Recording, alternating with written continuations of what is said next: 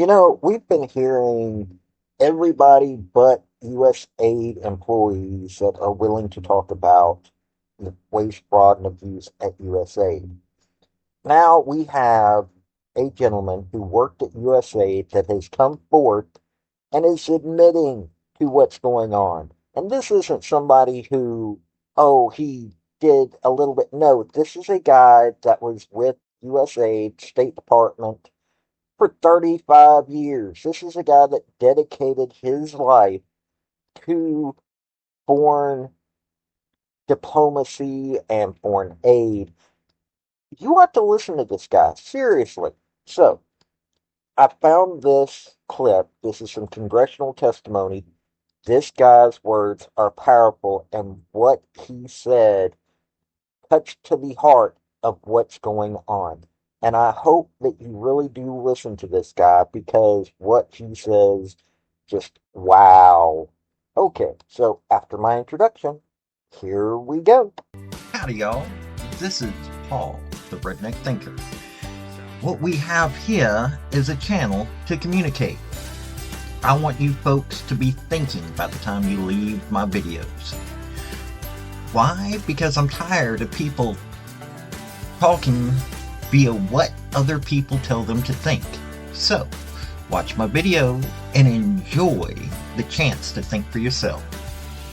Mr. Chairman, I previously served at the U.S. Agency for International Development and the U.S. Department of State. I've dedicated 35 years to international relations work. The views I express here today are my own. President Donald Trump's decision to shutter USAID reflects the agency's loss of bipartisan support in Congress and the trust of the American people. It exposes a bureaucracy that went off the ideological rails and no longer reflects the will or the values of the American people.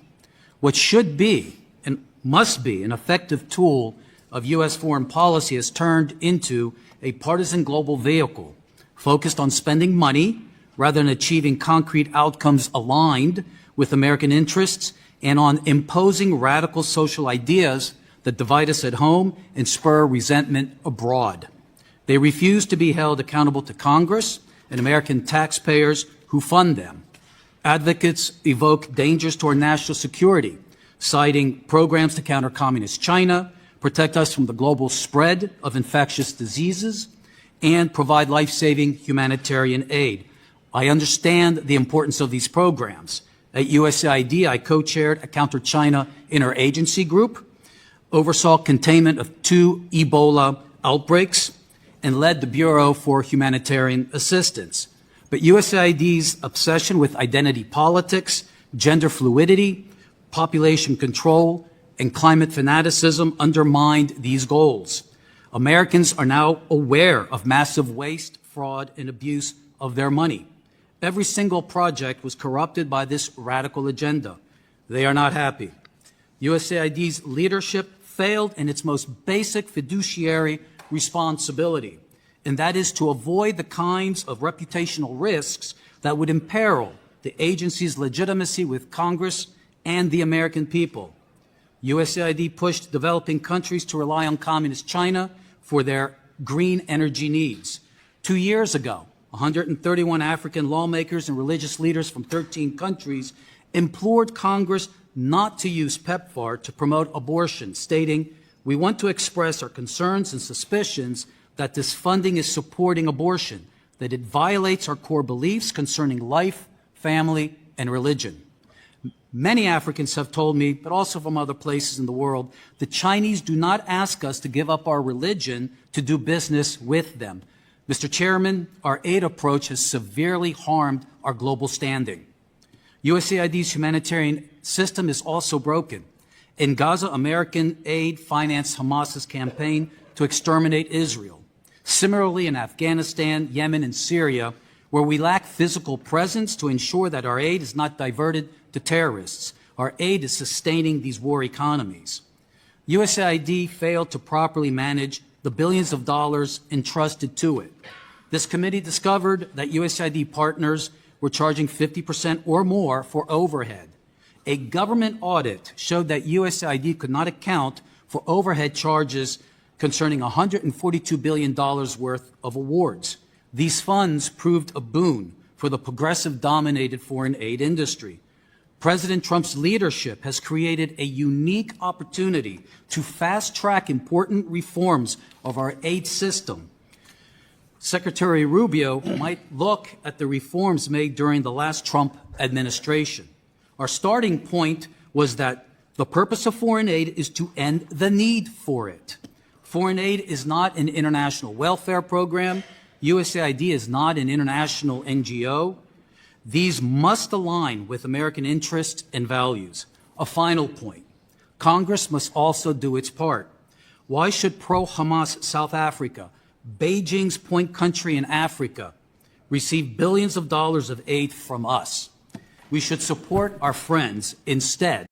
This is the kind of stuff that I have been railing against for years. I have written articles about USAID back in my days when I was doing this for an organization that I used to be part of. I would write articles and I would look into things like USAID and I would cover these topics, and I'm just like, why is nobody doing anything about this silliness? And this was before the massive DEI push. Yes, there was some, but it really got stupid. And this guy explains why, in so many ways, why I was having a problem with USAID. I have other reasons why I dislike USAID, but this really is why this organization needs to be curtailed in so many ways. They need to have funding cut because they were spending money that they shouldn't have spent. But hey, that's the way it goes.